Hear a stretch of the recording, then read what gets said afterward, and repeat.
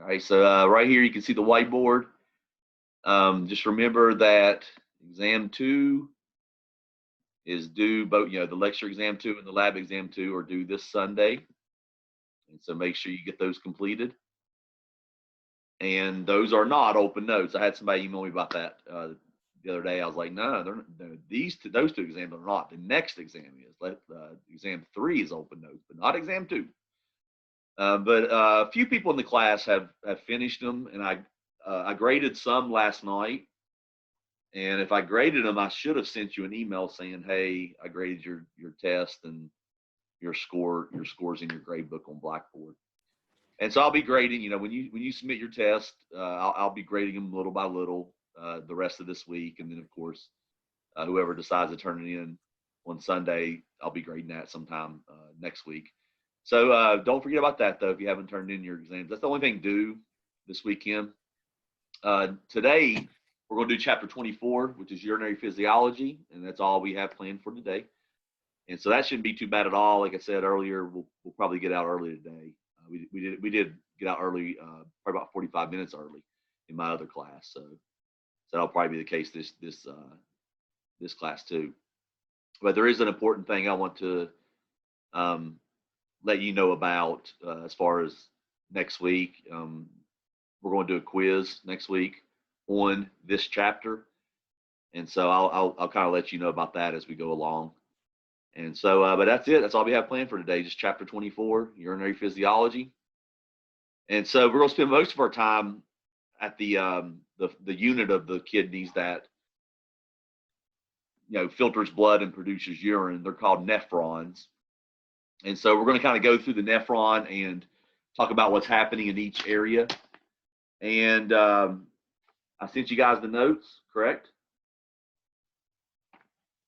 Yesterday, maybe, or right? Yes. Okay. Yes. So it says urinary system physiology note pages, and it's just a couple pages of notes, but most of it has to do with the nephron, because that's where the magic happens. That's where blood is filtered and urine is produced. And so remember from the anatomy lab on Monday that there's 5 parts to a nephron. And so you have the glomerulus, and then you have the proximal convoluted tubule, the PCT, and then you have the loop, and then you have the DCT, the distal convoluted tubule, and then you have the collecting duct. And what goes in on one end as blood comes out on the other end as urine. And so we're going to spend most of our time at the nephron. There is a little section there at the beginning about the micturition reflex, which is the evacuation of the bladder. And we talked about this a little bit the other day. So that's almost sort of like a review in a way, but we'll kind of add a little bit to it. So let's get off. Let me get off the whiteboard and go into the PowerPoint. Oh, timeline project. Somebody, I think it was in this class. It was in one of my classes. Somebody asked me if they can use their own videos in the timeline. And I thought about something, I didn't even think about this the other night. I just said, I've heard people have problems with embedding their own video. If you convert it to a YouTube video, it won't be a problem at all. And I don't know who it was, but I don't remember who it was, but that's what I do when I do the recordings for the class and stuff. I convert it to a YouTube video, and then I just put the link in. And so if you do that, it'll be easy to put in a video. You just take a video with your phone. Like you might remember back in the earlier part of the semester with the heart dissection, where I made a video showing you how to dissect a heart. I made that with my phone. I recorded it with my phone. I had it on a little tripod, but I recorded it on my phone, and then I uploaded it to YouTube using my YouTube account. And then it generates a link. It generates a web address for the video. So if you do that, you can record with your phone, upload it to YouTube. It creates a web address, and you can just copy that web address and put it in your timeline, and it should load. And so, Cassie, yeah. And so you should be able to do that. Now, I don't know how much experience you have with uploading videos to YouTube, but I can show you how to do it. It's pretty easy. I do it all. I do it every day, basically. whenever I do recordings and whenever I did the recordings last semester for the online class and stuff. So it's very easy to do. You can just record it with your phone, upload it to YouTube, and then take take the address it generates and put it in your timeline, and it should embed your video in there. So that's cool. You know, if any of you guys want to make your own video, you could do that. Just turn it into a YouTube video, put it in there. All right, lecture module 3.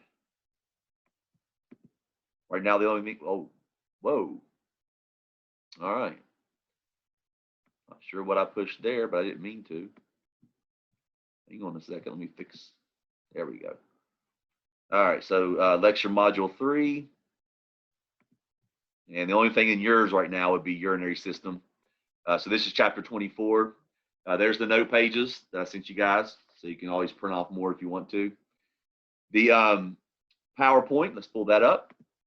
And then after we get done talking about the information, I want to show you a picture that I drew of a nephron and what all is happening.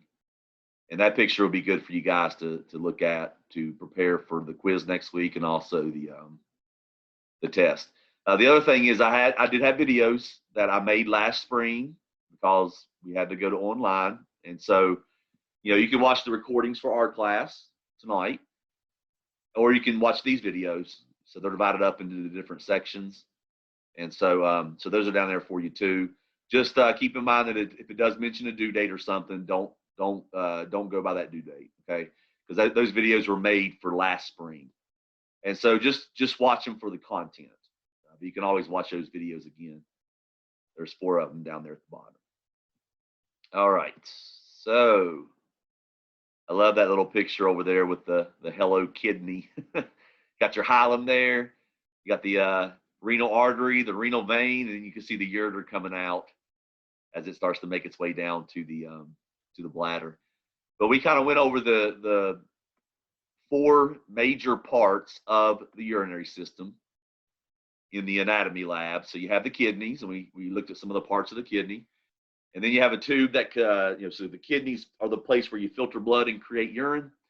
And then you're going to transport it from the kidneys to the bladder using a tube called the ureter. And then the bladder is going to store and concentrate the urine. And then you have another tube that leads from the bladder outside the body, and that's called the urethra. We got a little section here. It's actually the last part of the story, which is evacuating your bladder. But I put it first. Let's go ahead and do that. And then we'll go back to the first steps of the story, which is how urine is produced, okay? Because that's where we're going to spend most of our time. It's talking about urinary production. You're going to see, I love talking about the nephron because it ties in a lot of things that you've learned last semester and this semester. It ties it all in together into one story. It's really good, and you're going to see that. Plus, I like the kidneys in general because they're such an important organ in the body.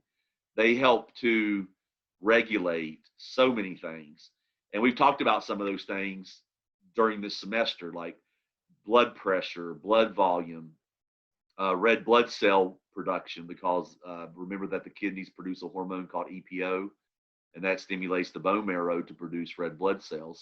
So those 3 things, your blood pressure, blood volume, red blood cell levels, blood pH. You're going to see that today, but we really get into it next week. Next week is our blood pH talk. And so those 4 things are extremely important. Then you have your electrolyte levels, like your sodium levels, calcium levels, potassium. Those are all controlled by the kidneys influence those substances. Then you got bicarbonate, which once again comes into play next week when we get into blood pH, but it's your acid neutralizer. So when you have kidney problems, that can affect a lot of different things. And we're going to kind of talk about that, not today so much. Today is about what happens, okay? But next week, we're going to talk about fluid and electrolytes, and the kidneys are one of the primary organs that are responsible for regulating those things. And then we can talk about, then we have a urinalysis lab next week. And so we can talk about, you know, when you can learn a lot about what's happening through the urine. And so we'll learn, like, when you do your analysis, what are you looking for? What are those things? What are those things tied to?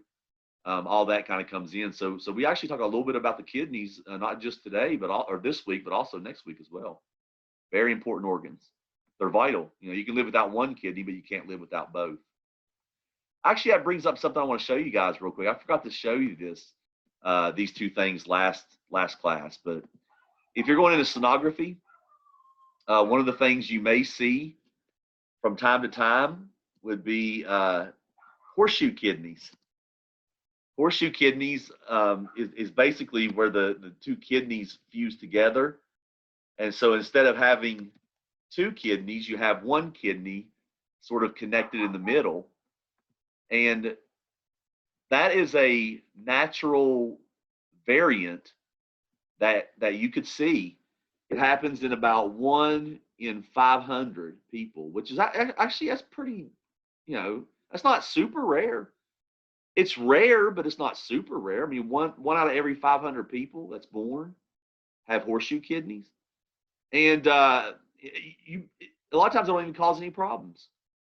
And so it could. I think they say that, 1 out of every 500 babies born have horseshoe kidneys.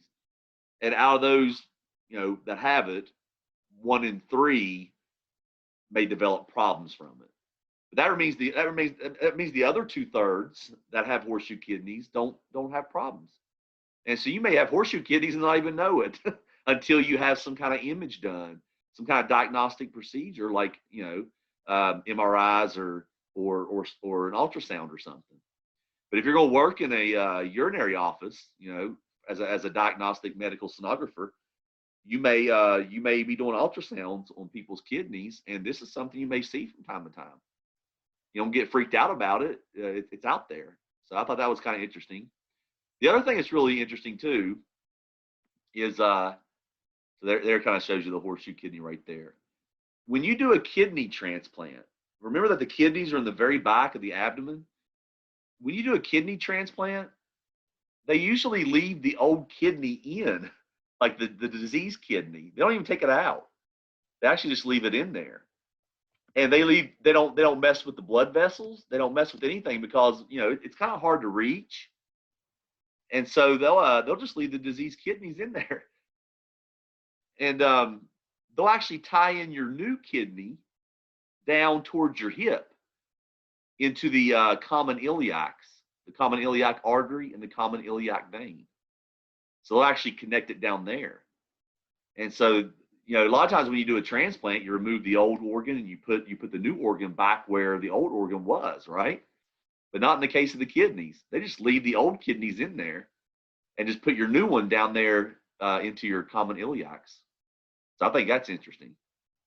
And then they make they have a new ureter coming down, but they just leave because it's in the back of the abdomen. So and plus the kidneys are highly vascularized, and so the more you mess with them, the more chances of bleeding happening and things like that. But I always thought that was cool. And they just leave the kidney in there. Now the other thing too is if you have one kidney removed, the other kidney will increase in size to accommodate the extra work that it has to do. So that's 3 really interesting things about the kidneys. I just thought I wanted to share that with you because I find that very interesting. The fact they just leave it in there, just leave the old kidney in there.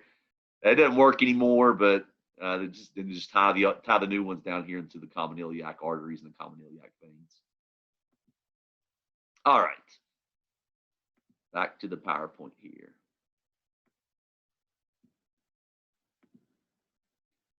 That right there shows you the parts we went over the other day. Okay, we're going to start the story first. Let's talk about the act of peeing. Okay, and like I said, we mentioned this the other day that the first steps of emptying your bladder are involuntary. Okay, they're controlled by reflexes, and a reflex is basically an automatic involuntary response to a stimulus. Now, the stimulus in this case is when your bladder gets about halfway full. And so, and it's controlled by the spinal cord too, by the way.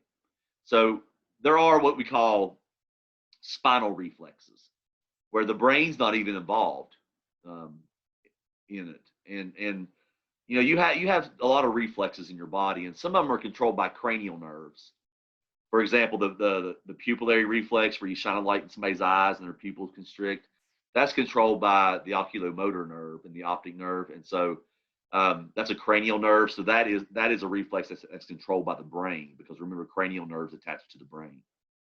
But then you have spinal reflexes, which are controlled by spinal nerves, and those are regulated by what we call reflex arcs. A reflex arc, the reason they call it an arc, because it starts with an organ, it goes into the spinal cord, and then it comes back to the same organ. And there's a lot of different reflex arcs in the body. For example, you know, when you hit the knee jerk reflex, where you hit the knee and the leg pops up, that's an example of a reflex arc. You also have the withdrawal reflex, where you jerk a body part away from something painful, and that happens, you know, your spinal cord controls that. A lot of times you're made aware afterwards when you jerk your body part and you go, ow, you know, kind of like a delayed reaction. So if you get stung by a bee or touch something hot, that's a very quick reaction. The information, you know, you're touching something extremely hot, or something's really painful. That information goes into your spinal cord, and then immediately the message comes out to move that body part. And so that's what happens with reflex arcs. You're going to have a stimulus of some kind, and it's going to trigger sensory receptors, and they're going to fire the information into the spinal cord. Now, it doesn't go to the brain to be processed. It actually just hooks up with a motor neuron, and immediately the message comes back out to the body part. And so you have sensory information going into the spinal cord, and you have motor information coming out a lot of times in the blink of an eye. Okay. But what happens is, when your bladder, a typical bladder can hold about a half a liter of urine. Now, that's when it's like nice and full. It can expand further. If you want to hold your pee for a while, it can expand further. Okay. But the urination or micturition reflex, that's another name for urination. The micturition reflex is triggered when your bladder is about halfway full. Okay. Because when the bladder, you know, imagine the bladder is kind of like when it's empty, it's kind of like a balloon that doesn't have air in it. It's kind of flattened. And then when the bladder starts to fill up, the walls of the bladder will expand and stretch, just like a balloon does when you fill it full of water or air. Okay. Well, when your bladder gets about halfway full, it'll start expanding out. The walls will start stretching out like that. Okay. Well, you have stretch receptors in the wall of the bladder that detect that, and they fire information to the spinal cord. And the nerves involved are down at the bottom of the spinal cord.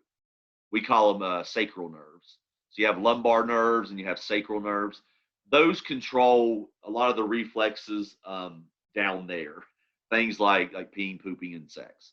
So those nerves are down there towards the bottom of your spinal cord, and they control a lot of the pelvic organ functions. Well, that information, you know, that the bladder is filling up, it goes into the spinal cord, and then immediately a motor command comes back out, going back to the bladder. And what that motor command is basically going to do is it's going to stimulate the evacuation of the bladder. And so a couple of these muscles that are involved with the act of peeing, we talked about the other day. You have a muscle in the wall of the bladder. It's called the detrusor muscle. And you know, once your bladder, this reflex basically will stimulate that detrusor muscle to start contracting.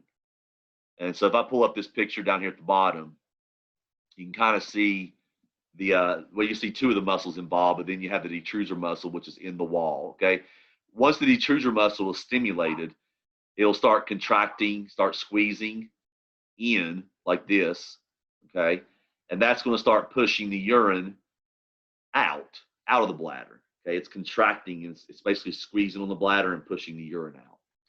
Well, the urine's going to get stopped by this sphincter muscle first. We mentioned sphincter muscles the other day. Sphincter muscles sort of regulate the passage of substances from one place to another, and they're typically closed until a substance arrives, and then they open up and allow it to go on to the next area. Well, this sphincter muscle is called the internal urethral sphincter, and that is smooth muscle. That is involuntary. We don't control that. We don't control the detrusor, and we don't control the internal urethral sphincter.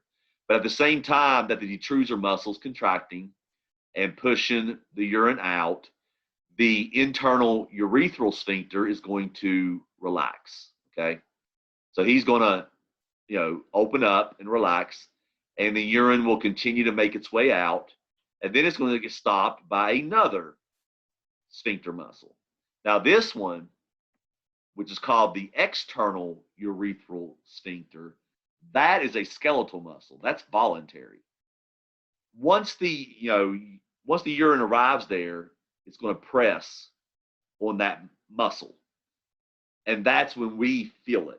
Okay, that's when we feel the urge that I have to, go use the bathroom. And so notice that, by the time you get the urge to use the bathroom, you're already in the process of emptying your bladder. All you have to do is go to a place, toilet, behind a tree, whatever. But you have to go to a appropriate place and relax that last muscle. And when you relax that last muscle, the urine comes out. So the only thing we're in charge of basically is relaxing that last muscle and letting the urine out of the body. You could hold that muscle for a long time, okay? But kind of keep those numbers in mind because they're going to come into play, the 0.25. So think about that. The entire bladder holds about 0.5 liters of urine when it's full, okay? Now, it can expand further if you want to hold your pee. I mean, I've heard stories from nursing students who talk about, sometimes when a person has a blockage and they can't pee, you have to insert a needle into the bladder. It's called a cystocentesis, all right? Cysto, whenever you see cysto or cystic, that refers to a bladder, okay? Now, we actually use those two terms. There's two bladders in the body where you may see that prefix used. One is the gallbladder, okay? And we're going to talk about the gallbladder later when we get to digestion. So you might hear the word cysto or cystic used in relationship to the gallbladder, or you may see it used in relationship to the urinary bladder. It's just a word we use for bladder, okay? Centesis, that suffix means insert a needle, okay? So cystocentesis means you insert a needle into the bladder. Another centesis that you may have heard about before is sometimes when they want to test the genetics of a baby to see if they have Down syndrome, they'll do what's called an amniocentesis, where they insert a needle into the amniotic sac that the baby grows in, and they draw out fluid, and they run tests on that fluid. So amniocentesis means stick a needle in the amniotic sac. Cystocentesis means stick a needle into the bladder. We actually used to do cystocentesis a lot at the vet office. If the vet wanted a cleaner urine sample, and if they wanted to check, prior to getting to the urethra, if they wanted to check the bladder, they would actually draw the urine directly from the bladder. I remember us doing that pretty often, actually, a cystocentesis. But one of my nursing students said that one day, a person had a blockage and they couldn't pee, basically. And so their bladder was just filling up and filling up and filling up. And she said they did a cystocentesis and they pulled out like 1,400 mLs, which is almost 3 times as much urine as the bladder really is supposed to hold. And so that person's bladder must have been, my gosh, ready to explode. But a half a liter is just kind of like when it's nice and full, nice and round. It can expand more if you want it to, if you decide to hold your pee for a long period of time. Now, this water bottle right here, that's a half a liter. It's 500 mLs. And so that's, just look at this water bottle here. Think about, one of these water bottles. That's about how much urine a typical average size bladder can hold when it's full. All right. So that means that, think about this reflex is triggered when it's halfway full. So that's going to be about, 0.25 liters. Keep that number in mind, the 0.25 liters. That's when you start to get the urge to use the bathroom, is when your bladder's about halfway full. That's when this reflex happens. It'll start the detrusor muscle. It'll relax that urethral sphincter. Then it comes out and presses on your voluntary sphincter, and then that's when you get the urge to use the bathroom. So there you go. Put it, right there. Kind of did a little list of steps. The first steps are involuntary, controlled by a reflex. Typical bladder holds about 0.25. When the bladder is about halfway full, that's when it starts to stretch. The stretch receptors fire the information, goes into the spinal cord. Information comes back out, telling the detrusor muscle to contract, and the internal urethral sphincter to relax.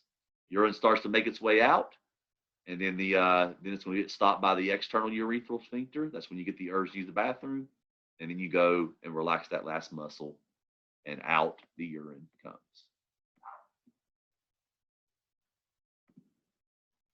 I've had 5 kidney stones. Wow. Around 3 millimeters for almost 2 months now, and I've yet to pass them. Yeah. Yes. Wow. I'll be praying for you, Chastity. It's like one of those things. I'll tell you guys a story. When I worked at the vet office, there's a swinging door where you kind of carry the dogs back in the back to the place where you can you have like the sinks and stuff where you can do some procedures on them. I was carrying a dog one time back to the back to do, give them a vaccine or to draw blood or whatever on them. And I hit that door, I was like walking backwards. I hit that door real hard just to open it. And on the other side of the door was the vet. And he got hit in the back by that door. And he kind of held his back, and he walked over and sat down. And I was like, "Oh, I'm so sorry. I didn't mean to hit you." And he's like, "It's okay. It's okay." A couple of days later, he had to go to the hospital because me hitting him with that door dislodged a stone, and he had to go to the doctor for a kidney stone getting lodged. I felt so bad, but I hit him hard. I mean, I kind of just wham. You hit the door, and it just he was standing on the other side, and I didn't know. But yeah, me hitting him with that door dislodged that kidney stone, and he had to go to the doctor. He had to be hospitalized. I was like, sorry. But yeah, chat. Have they talked to you about maybe trying to do a shockwave? They sent me to a kidney specialist, and then the kidney specialist canceled due to an emergency, so I haven't been scheduled back yet. So I'm not really sure. If it's little, sometimes they try to deliver ultrasound, basically shock ultrasound sound waves, really intense sound waves to try to break up the stone into smaller pieces. And so I'm guessing I haven't passed them yet because everyone's told me that if I have, I would know. Yes, I have heard that too. And like I said, he the rest of that day that I hit him, he was in pain. You could tell. Oh, you could they hurt so bad when they're moving. It just stops you in your tracks. Man. Yeah, you feel like you're dying when that happens. Yeah, I'll be thinking about you because I've been lucky enough not to ever have kidney stones. My friend Alan did, and he's like, they're no good. Oh, they're awful.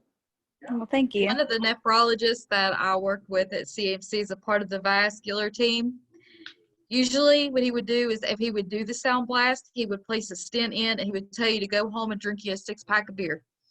A diuretic.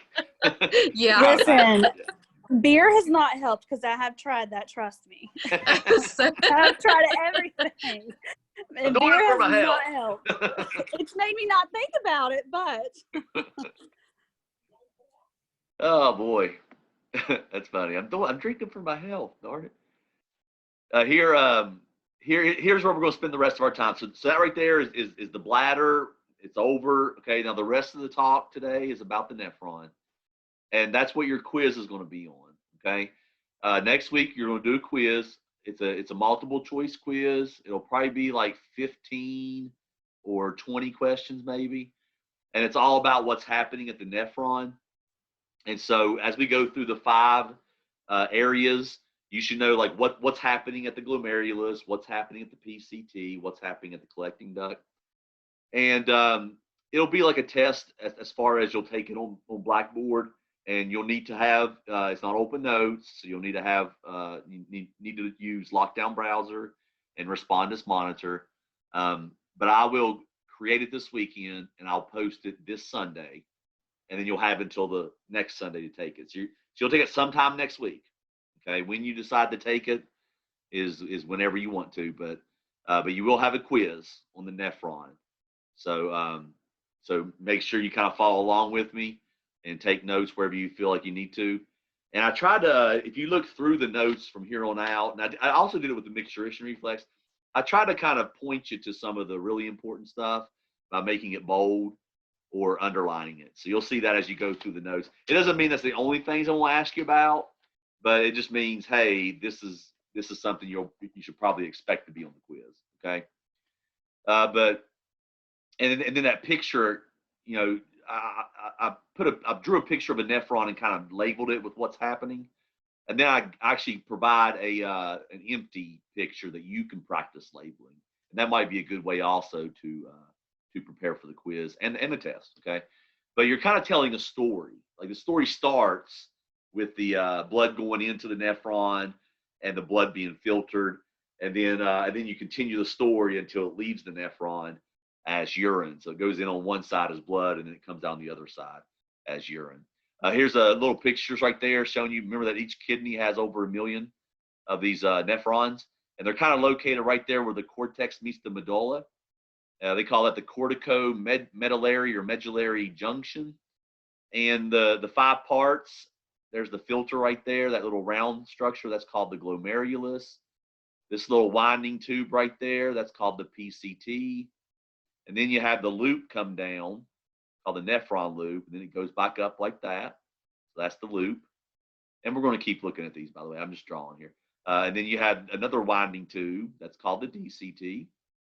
And then you have the collecting duct, which travels down that way and eventually deposits the urine into the minor calyx that's going to collect the urine, and it starts making its way out of the kidneys. So you got 5 regions of the nephron, and there's a different story. There's different things happening in each region. Okay. Now the story in general involves 3 steps. You're going to filter the blood, and that's primarily based on size. Okay. If something's small enough to fit through the filter, then it's going to get filtered out. Okay. Even beneficial stuff. And so what you're going to have to do is you're going to have to do a lot of reabsorption, where you take back, you know, you take beneficial substances out of the nephron and you put it back in the blood, and they call that reabsorption. It's like take back the good stuff. Then you can add some stuff that you're going to get rid of. That's called secretion.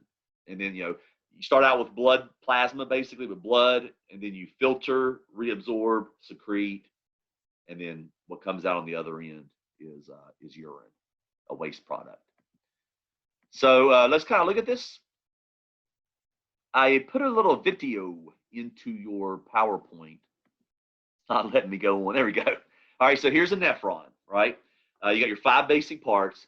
And on the drawing, I didn't put the capillary bed, but just remember that every nephron has its own capillary bed, because, you know, once you filter, filtration is not the only thing you do. You also do reabsorption and secretion. So you're going to do a lot of exchange between the nephron and the blood. And so you can see that the capillary bed is sort of, you know, the nephron's kind of interwoven with the capillary bed, because you're going to be passing things back and forth all the way through. And so as you know, the blood gets delivered in here, and then the substances get filtered out. They enter into the nephron, and as they're passing through the nephron, you're going to be moving things in and out.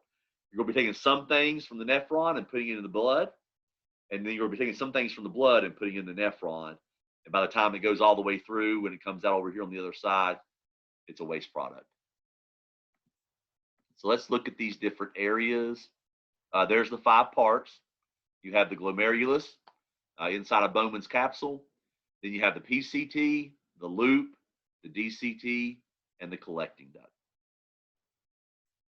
duct. This picture just shows you that the kidneys are highly vascularized, but we're mainly as far as, you know, we're going to talk about the glomerulus, and you know, blood is kind of delivered to the glomerulus through what's called an afferent arteriole. And afferent means towards, so it's going towards the glomerulus. And then the blood leaves through another arteriole, which is rare. I talked about that the other day, that a lot of times, usually you see an artery going to a body part and then a vein coming from it. Here you actually have an artery going to the glomerulus, and then an artery leaves. And the artery that leaves is called the efferent. Now, once that artery leaves, it turns into a capillary bed. And that capillary bed is kind of interwoven with the nephron. And so you deliver the blood in, you filter out components of the blood. Those components enter into the nephron, travel through, and as it's traveling through, you're making changes to it, altering, reabsorbing things, and secreting things. I put a video right here I put a video right here. It's a hyperlink where it says urine formation, but you have to be in slideshow to click on it. And so when you're in slideshow, you can mouse over it and click on it. It's a YouTube video. It's from Crash Course Biology. I love these videos. This guy who narrates it thinks about things the same way that I do. A lot of times when I watch his video, I sit there and think, that's exactly how I look at it. I don't know if you watch these videos before. They're really good. I really enjoy the Crash Course. And you can use Crash Course videos for a lot of your A&P stuff. You just go to the search box on YouTube and type in Crash Course muscles or Crash Course blood pH or something like that, and there might be a video on it. But then there's about a 10-minute video. It kind of goes through the whole process of urine formation, and so it talks to you about why you have to do it, and it kind of goes in and it takes you all the way to the nephron, and then it talks about the different stages of urine formation as it kind of goes through, and you can see it traveling through the nephron right there. And so that's a really good video. I feel that's a really good video to kind of explain kidney function. Now he does, in all his videos, he does move fast. If you wanted to use Crash Course for our timeline, yeah, that's fine, Cassie. Yeah, it's a YouTube video. I'm fine with it. I've never found anything concerning when I watch these videos. I haven't watched them all though, right? But yeah, you can just make sure that the information is correct and you can put it in there, absolutely. But yeah, he does move through stuff fast, so you may have to watch a video a few times because he rattles off information as he goes through. But I always thought like I said, I always thought that he thinks like me. The contractile proteins in the muscle that hook up to cause contraction, he kind of describes them as like a Romeo and Juliet type situation. I was like, that's exactly how I talk about it. It's like two people that want to hook up, but they can't. And so you can watch that. Actually, there's a couple hyperlinks in this PowerPoint that you can click on. Just remember, you have to be in slideshow to do it, okay? But there's the 3 steps. You're going to filter, you're going to reabsorb, and then you're going to secrete. So, filtration. So now this right here, starting with the glomerulus and going to the end of the notes is what's going to be on the quiz, okay? So make a little note that starting with the glomerulus on the first page, going through, that's what you want to study for the quiz next week. But the glomerulus is basically a ball of capillaries, kind of like in these little loops. And the word glomerulus means ball of yarn. It looks like a ball of yarn bundled up. The blood gets fed into it, and then things get pushed through a filtering mechanism. Now, there's actually 2 things that help to filter. The filtering mechanism is similar to a lot of other filtering mechanisms that you're familiar with, whether it be the coffee filter or your pull filter. Most filters basically allow small things through, right? And they capture large things, or they don't allow large things to go through, right? Well, that's the same thing that the glomerulus does. In the walls of the capillaries are these small holes, and they're called fenestrations. You can see them right here on the picture. Right there is these little holes that are kind of in the wall of the capillary. They're called fenestrations. And so we call those capillaries fenestrated capillaries. The word fenestrated just means pores or openings. So that's the first selecting mechanism. If you're small enough to fit through those pores, then you're going to get filtered out. Okay? What's pushing the substances through that hole, those holes, is blood pressure. Blood pressure is the force that is pushing it through the filter. That's the first filter there, based on size. If you're small enough, you go through that. Then you have these cells called podocytes that are wrapped around the capillaries. And so it's kind of like, imagine my bottle here is a capillary. These cells wrap around and then kind of interlock their feet. Okay, that's where the word podo comes from. Podo means foot or feet. And so podocytes, they kind of have these extensions of the membranes that resemble legs or feet. And so what they do is they kind of wrap around the capillary and they interlock their feet like this, and it creates little slits. So you got these little small slit gaps, kind of like the gaps between my fingers. And so you have to fit through that as well. So you got to fit through the little pores, the fenestrations in the capillaries. Then you got to fit through these little slits that you see like right here. And so really that's going to exclude a lot of larger substances. Larger substances should not leave the blood at the glomerulus. Small things that can fit through those two filters right there, the pores and then the slits, those will leave and they'll go into the nephron. That includes beneficial stuff. And that's why you have to do a lot of reabsorption, because that's the selecting mechanism based primarily on size. And so I put that the capillaries are wrapped by special cells called podocytes, which create little slits. So you got your fenestration, then you got your slits. Blood is fed in to the glomerulus, and then it's going to filter out the small things, and then it's going to enter into. Remember that around the glomerulus is what's called Bowman's capsule, and Bowman's capsule will capture the material, and then it starts making its way through the nephron. Notice on number 2, I put in bold that filtration, the filtration step of urine formation happens at the glomerulus. And so let's kind of look at a few things here. There's a really pretty picture here in just a minute. Right here, I like that picture right there. That shows the podocytes wrapped around the glomerulus, and then the blood comes in, and then see these little particles?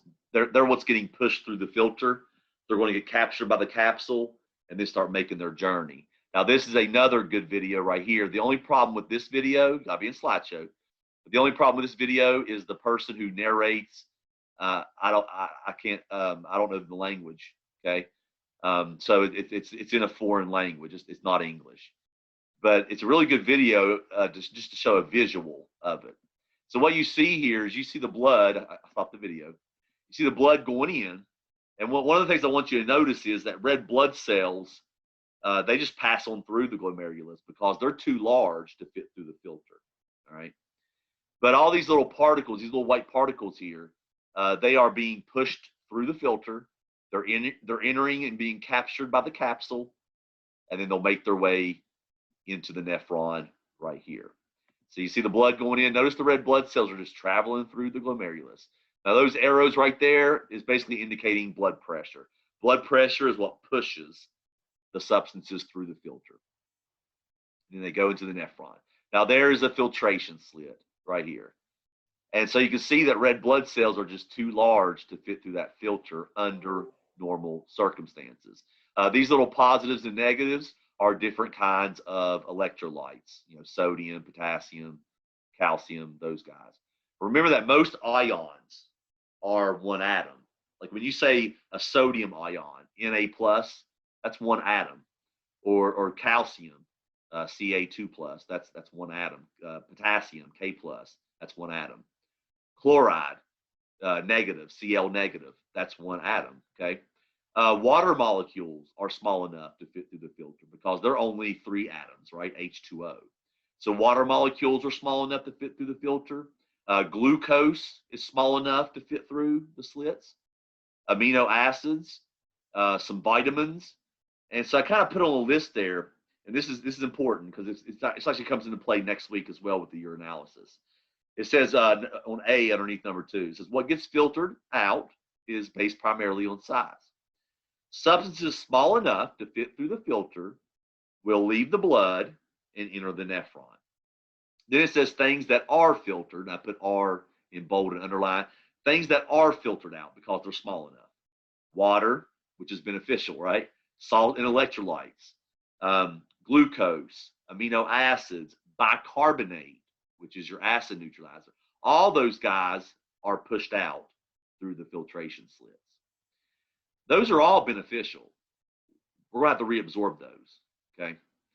What we're trying to get rid of is F, waste products. So some of the waste products that get filtered out, there's a guy who gets produced during muscle activity called creatinine. That needs to be removed from the body by peeing it out. You got metabolic acids that are produced during normal cell activity. Those guys have to be filtered out. In your blood, you have nitrogen wastes that are produced a lot of times during protein metabolism. Ammonia, ammonium, urea. All those guys get filtered out, okay, because they're all small enough to fit through the filter. Some things that should not, and this is the key, some things that should not be filtered out are red blood cells, white blood cells, and proteins. So what you're basically filtering out is plasma, except for plasma proteins. Plasma proteins stay in the blood. All the other components of plasma get pushed out. The water, the salts, electrolytes, glucose, all that gets pushed through the filter and will enter into the nephron.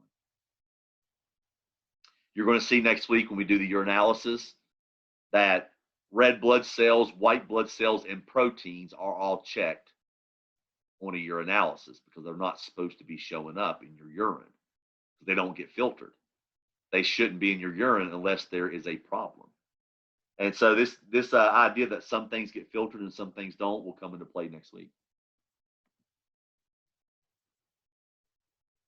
If it does get filtered out, it'll start making its way into the nephron, and then the video kind of continues and it shows arrows, leaving the nephron and going to the blood.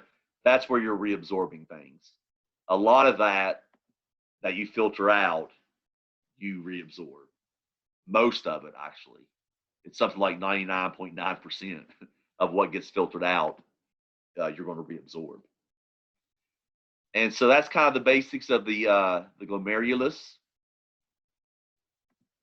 We actually can measure, now notice what it says here, relatively non-selective. That means if you're small enough, you're going through, okay? You're getting filtered out. And even beneficial things, and that's why you have to do a lot of reabsorption. The driving force is blood pressure, okay? This is B underneath number 2. Sometimes when people's blood pressure gets really high, things can get pushed through the filter that normally wouldn't make it through, like proteins. Sometimes when people have very high blood pressure, proteins will start showing up in the urine. Because if the force pushing is strong enough, you can push something large through a small hole. I always kind of equate it to, imagine that, in my room right here, I have a door, and the door might be what, 2.5 feet wide, right? If I had an elephant in the room right now, under normal circumstances, he wouldn't fit through that door, right? If I wanted to push that elephant through that door, I could, if I get like a bulldozer or something and I apply enough force, if I push him with enough force, I can make him go through that door. Now, it's not going to be pretty, right? He's going to come out on the other side all mangled up. But if I was really determined, I can make an elephant go through that door if I push hard enough. If your blood pressure is really high, you can shove things through that filter that normally wouldn't fit. Now, they're going to come out on the other side, damaged, destroyed, and mangled up, but you can push them through. And so sometimes when you have very high blood pressure, protein will show up in your urine because it gets pushed through the filter. The other thing, too, is the capillaries. If you have very high blood pressure, the capillaries are going to kind of bulge a little bit because the pressure that's pushing it out. But the capillaries will bulge a little bit, and those podocytes that are around the capillaries, they'll also bulge out, and it can make those slits bigger. And so imagine at a high blood pressure, it kind of does that, and then things can fit through that normally wouldn't. You see it a lot with preeclampsia, with pregnant pregnant females, that they will they'll have protein. Preeclampsia is very high blood pressure, and it happens a lot with pregnant women. But a lot of times, protein will show up in their urine if their blood pressure gets really high, because it's basically shoving it through those filters because the shoving force is so strong. So you might see changes in a person's what's in their urine based on blood pressure. That's the driving force. We can measure how, one of the things we do with the glomerulus is we can measure how well somebody's kidneys are functioning by doing what's called a GFR. Okay, GFR stands for glomerular filtration rate. That kind of is a measurement of how well the kidneys are filtering, how well they're functioning. Now your PowerPoint and a lot of books give you the GFR of a day. Okay, that's not how it's measured in the hospital. But I did want to show you this number here, and I did put it in the notes. The amount of blood filtered by the kidneys is 180 liters worth of blood a day. That's amazing if you think about it. Your kidneys work hard. Every time blood leaves your heart and makes a circuit through your body, 20% of it goes through your kidneys to be filtered. If you go back to cardiac output, average cardiac output is about 5 liters, right, per minute. Well, 20% of that goes through your kidneys in order to be filtered. They work really hard. I mean, think about that number, 180 liters. That's, if you think about a 2-liter pop bottle, that's 90 of those. 92 liter. Imagine filling up 92-liter bottles and stacking them, just looking at it. That's a lot of blood. This right here is a half a liter. So 360 of these worth of blood every day. It's amazing. If you do the conversion, 180 liters is the same thing as 47.4 gallons. All right. So think about a milk jug, a gallon milk jug. 47 and a half of those get filtered every day worth of blood through your kidneys. It's incredible. Now, you don't pee out that much, right? That would be awful. The average person only pees out about 1.5 liters. So what does that tell you? If you filter this much, but you only get rid of that much, what does that tell you?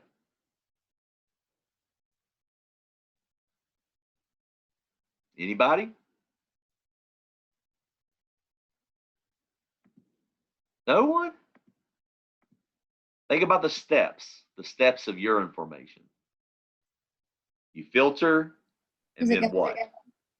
You take it back, you reabsorb it. Most of what, think about that, out of this 180 liters, you're going to reabsorb 178.5 liters.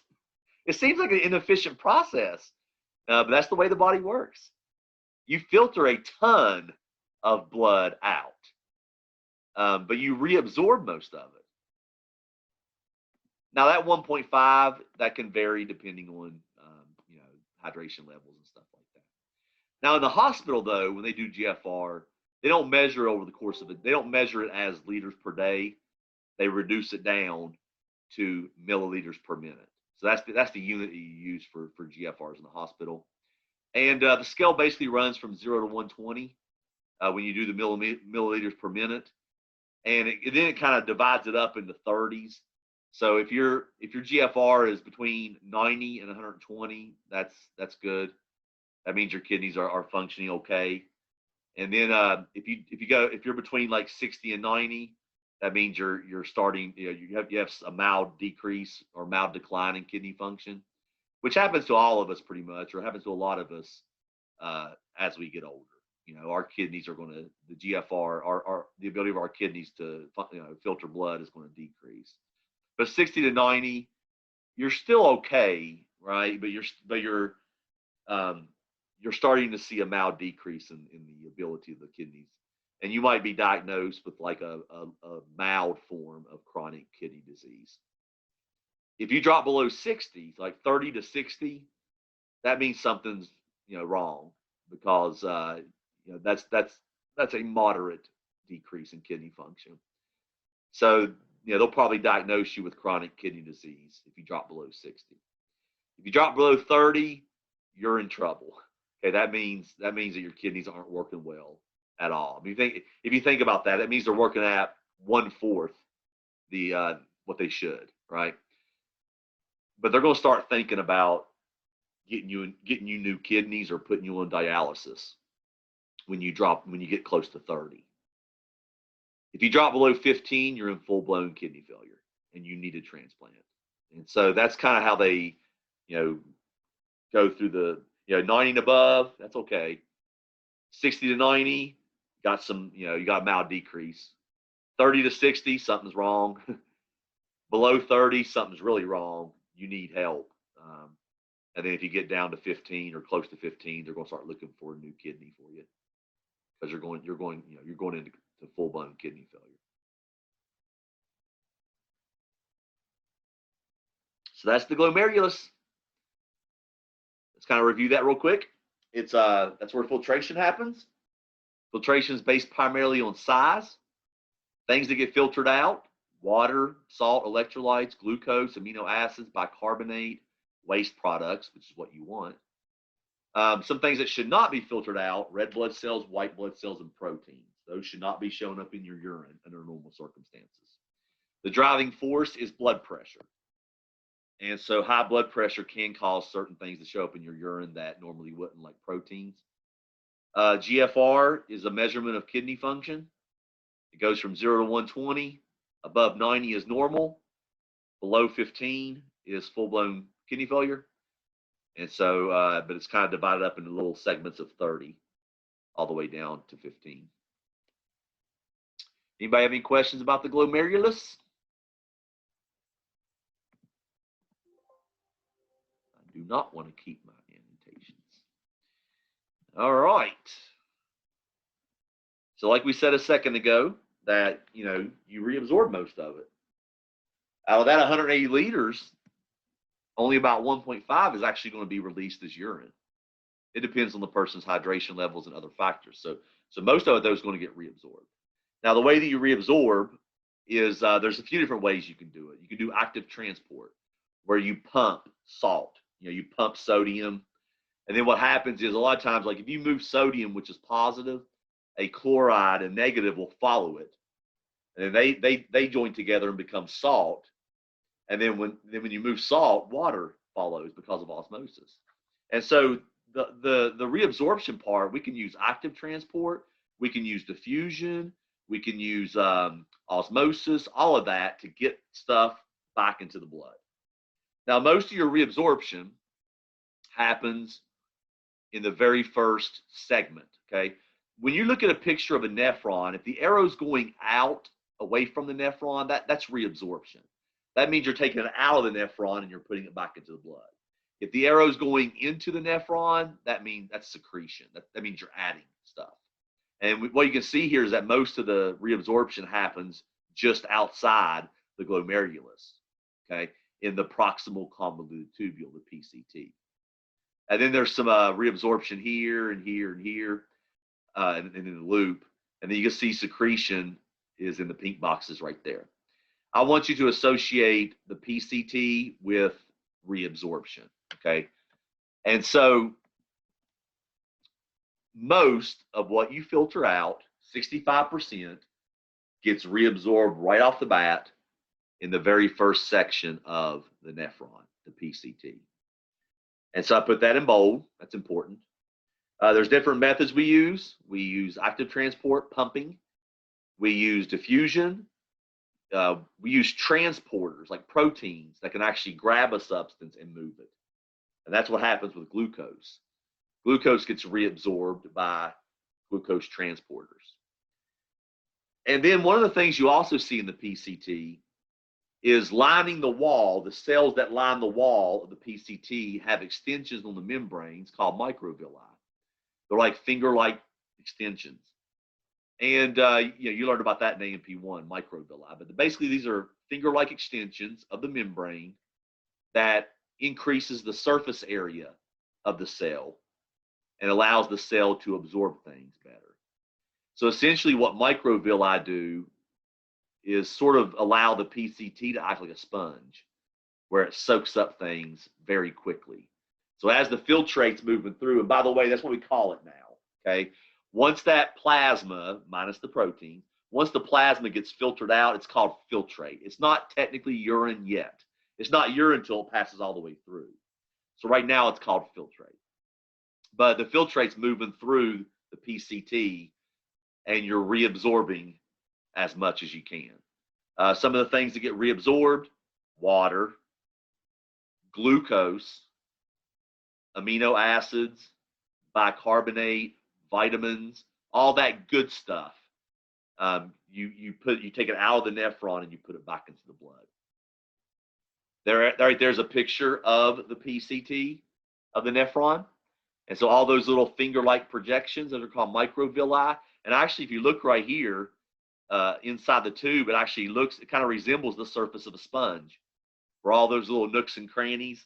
That's basically, that increases surface area, and that allows it to suck. The PCT, the microvilli, are kind of like the paper towels of your body. They soak up things really well because of the increase in the surface area. That's your PCT. One last thing has to do with glucose. Glucose is another substance that should not be showing up in your urine under normal circumstances. It does get filtered, so it's a little bit different than red blood cells, white blood cells, and proteins. Those guys shouldn't show up in urine because they're too big to be filtered out. Glucose does get filtered, but you're supposed to reabsorb it all, okay? Lining the PCT are glucose transporters. And as the filtrate's moving through, those transporters are grabbing glucose and then changing shape and releasing it on the other side of the membrane. So they're basically doing this all as it passes through. And usually, if glucose levels are normal, they can grab them all, because there's a finite number of these transporters. And so as long as the glucose levels are low, then they can handle it. They can reabsorb or transport it all. The problem you get is if there's so much glucose that they can't transport it all back into the blood. Because every time they grab one, they have to change shape. They're just doing this all day long. Well, if all of the transporters are busy moving things, if you have a lot of sugar, some of that sugar is going to make it past the PCT. And if it makes it past the PCT, there's no other glucose transporters in the nephron. The glucose transporters are in the PCT. So if glucose makes it past the PCT, it'll go through the nephron and it will end up in your urine. And they call that glucose spillover. Glucose spillover is caused by hyperglycemia, high blood sugar. If there's so much sugar in your blood and all that sugar gets filtered out into the PCT, those transporters will transport as fast as they can, but the filtrate's moving, which means some of that sugar is going to make it past and end up in your urine. And they say it takes about, if your blood sugar is about 180 to 200, that's when you'll start seeing sugar show up in your urine. And that's a telltale sign for hyperglycemia, and it's a telltale sign for diabetes mellitus. It's called saturation. Saturation is basically when a substance gets overwhelmed with what it has to deal with. And that happens with receptors, that happens with enzymes in your body, and that happens with transporters. If there's so much of whatever, then the structures get overwhelmed, and they call it saturation. Kind of reminds me of the famous scene in I Love Lucy, where she's working in a chocolate factory. I got to make it play. She's working in a chocolate factory, and her job is to, as they're coming down the conveyor belt, her job is to grab them and wrap them. And she starts out okay, but the chocolates just keep on coming. And so she starts to get backed up, and she can't keep up. So she starts stuffing them in her shirt and eating them and everything else. But notice that some of those pieces of chocolates are making it past, right? That's not much different than the glucose transporters in your blood, or in your nephron, I mean. If there's so much sugar, those transporters are going to work as fast as they can, but some of those glucose are going to get passed, and they're not going to get reabsorbed. And that's when it shows up in your urine. Now, you can actually, you like that, Cortland? Yeah. You can actually cause glucose spillover, even if you don't have hyperglycemia or diabetes. I mean, you'll have hyperglycemia, don't get me wrong, but you can actually have sugar show up in your urine, even if you don't have diabetes. If you eat a big meal with a lot of carbs, they usually say if you eat 100 grams of carbs in a meal, let's say you eat 100 grams of carbs in a half hour, okay? Then if you would test your urine a little bit later, maybe 45 minutes later, sugar will show up in your urine because you've overloaded the system. You've caused saturation by eating a bunch of carbs in a small amount of time. You've created hyperglycemia. Now, if you go back and test an hour later, it'll be back to normal, okay? Because you have insulin, and insulin does what it's supposed to do. But you can actually cause your glucose to show up in your urine. I mean, think about a bottle of Coca-Cola about this big will have like 40 or 50 or 60 grams of sugar in it. So if you drink a couple of Coca-Colas and maybe eat some more carbs with that, and then wait about 45 minutes and test your urine, it'll probably show positive for glucose because you've overloaded the system. But if your sugar's chronically high, then it'll keep showing up in your urine. And that's what we use to diagnose diabetes mellitus.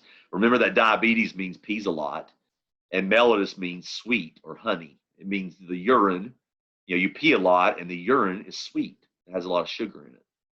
That's where we get that term from. So even the name of diabetes mellitus comes from the fact that it caused you to have a lot of sugar in your urine. They call that the renal plasma threshold. That basically means that, how high does it have to be for your kidneys not to be able to reabsorb it all? 180 to 200-ish. That's the PCT. So main things you have to know is the 65% of what got filtered is going to get reabsorbed immediately. And then some of the good things you take back, right? Water, salt, electrolytes, glucose gets reabsorbed. Vitamins, bicarbonate, all that stuff. Saturation is just basically when there's so much sugar in your blood that you filter all that sugar. I mean, glucose is going to get filtered, but it's supposed to be all reabsorbed. But if there's so much of it, then it may show up in your urine. And actually, we're going to kind of talk about that more next week, because glucose is another substance that should not be showing up in your urine unless there's a problem like diabetes. All right, the loop. The loop is probably my favorite part. The loop is one of the sections that goes down into the medulla. Okay, so if you go back to that picture we looked at a minute ago, way back to here, you can see that the loop, actually it was this one, the loop and the collecting duct are the two parts that extend down into the medulla. So you have three parts of the nephron that are up in the cortex, the glomerulus, PCT, and DCT. And then the loop goes down into the medulla. And what we call the loop, it has two limbs. So, here, this right here that's going down is called the descending limb. Then there's a turn, and then it comes back up towards the cortex. That's called the ascending limb. So the descending limb goes down, then it makes a turn, and then it comes back up on the other side. And so that's the loop of Henle. Now, the job of the loop of Henle is to primarily reabsorb salt and water. It's actually an ingenious setup. It's amazing. I love the nephron loop, because what you're basically doing is just playing with the tendency of water to follow salt, okay? The descending limb has aquaporins in the wall, Okay, now aquaporins allow water to move across the membrane. The descending limb has aquaporins. The other side, the ascending limb, doesn't. So you only find aquaporins in the first section of the loop, the descending limb as it's coming down. What the other side has, the ascending limb, okay, it doesn't have aquaporins. It has salt pumps lining the wall. And so the descending limb has aquaporins, and the ascending limb has salt pumps. And what they call this the counter current multiplier exchange. Counter current just means they're going in opposite directions. You know, the urine's flowing this way, or the filtrate's flowing this way down the descending limb, and then it's flowing this way going up the ascending limb. And so it's counter current. The multiplier part means that the more salt you pump out, the more water you'll draw out on the other side. Because what you do here is these salt pumps pump out salt as the filtrate's moving back up this way. They pump out salt into the medulla and create a hypertonic environment. If you have a hypertonic environment, water will be pulled towards that environment, because the phrase for osmosis is solute suck, or salt sucks. Salt sucks water towards it. So if you pump out a bunch of salt and you build up salt in the medulla part of the kidneys, as the fluid, as the filtrate's coming down this way, water will get sucked out of this limb. Because remember, this side, this limb has aquaporins. So it's got little channels in the wall that allow water to leave. And so that's what happens here. You pump out salt over here so you can draw out water over here. And it just keeps on like kind of building on each other. The loop of Henle is very important for concentrating your urine. And so instead of peeing out, liters of urine, you concentrate and pee out just a small amount.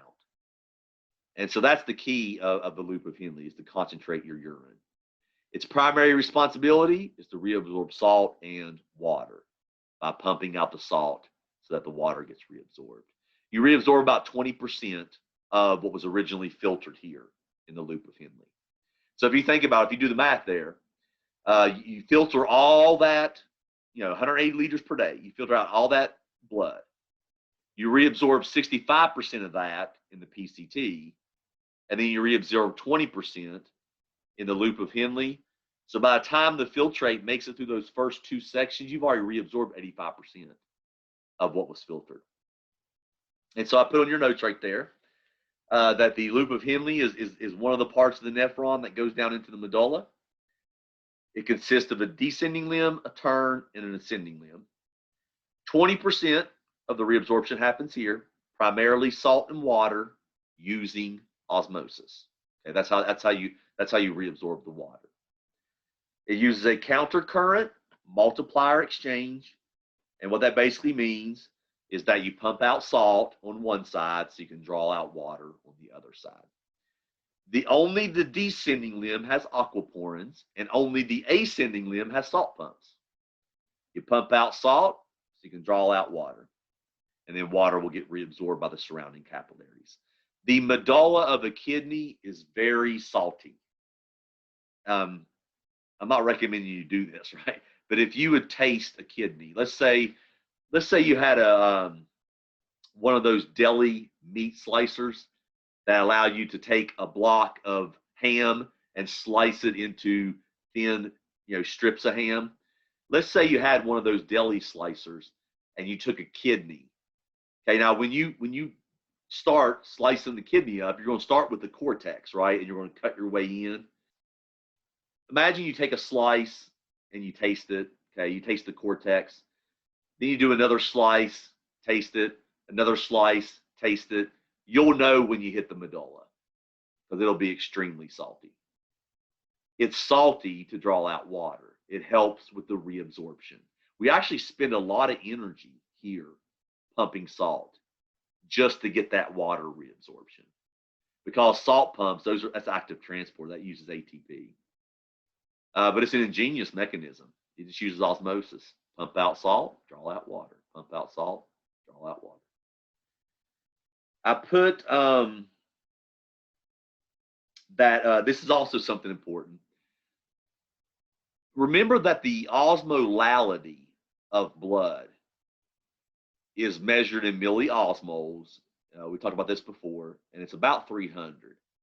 Go back to the blood chapter. The concentration of blood is about 275 to 295 milliosmoles. That's the concentration of the filtrate. When it comes out, when the plasma comes out at the glomerulus, it's going to have a concentration of about 300.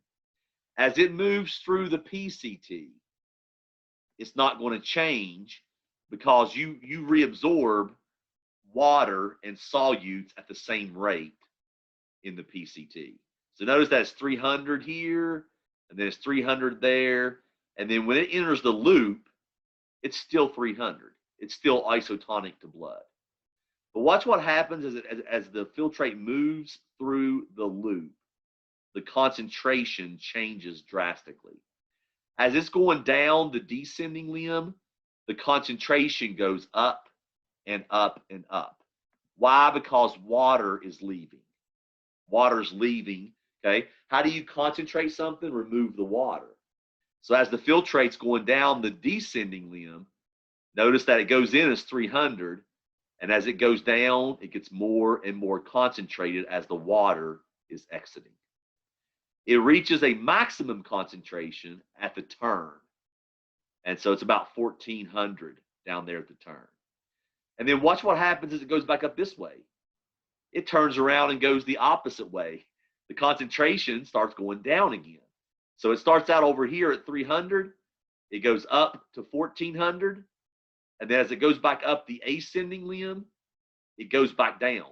Why is it going back down? Because you're removing the salt. All right. How do you dilute something? How do you make something hypotonic? You either add water or you remove the solute. In this case, you're removing the solute. And so actually by the time it makes its way through the loop and goes into the DCT, it's actually hypotonic to where it was when it started. And so it allows you, what the loop allows you to do is concentrate your urine. But what I mean by concentrate, I mean like make it a smaller amount instead of it being a large amount. It allows you to reduce your urine output, and the urine will be kind of dilute. It'll be mostly water with a little bit of everything else.